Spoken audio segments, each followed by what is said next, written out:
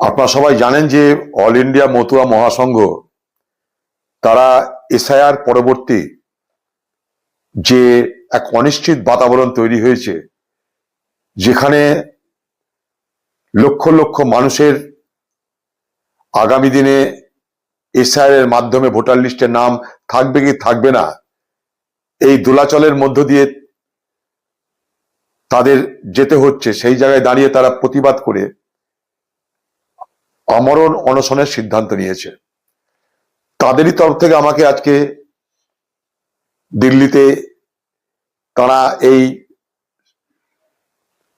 স্মারকলিপি দিয়েছেন। তাদের এই দাবি, তাদের এই আশঙ্কার সঙ্গে আমি এবং কংগ্রেস দল সম্পূর্ণভাবে একমত।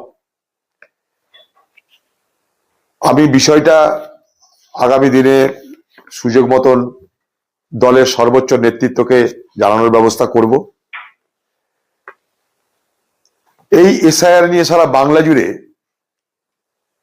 এক ভয়, ভীতি, আতঙ্কের বাতাবরণ তৈরি করা হয়েছে এবং হচ্ছে পরিকল্পনা মাফিক আগামী নির্বাচনকে মাথায় রেখে। শুধু তাই নয়,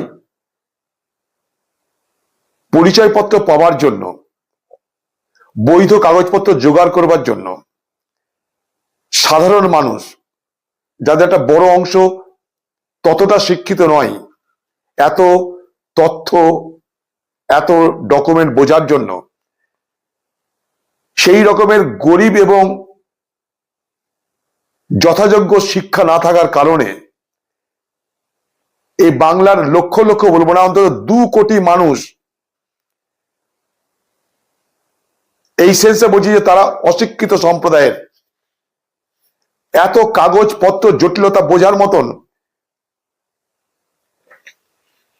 তাদের সুযোগ সুবিধা নেই।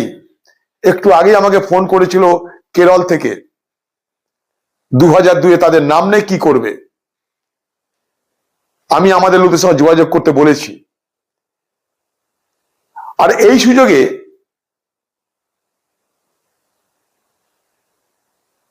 একটা, যাকে আমরা ধান্দাবাজ শ্রেণী বলতে পারি, দালাল শ্রেণী বলতে পারি,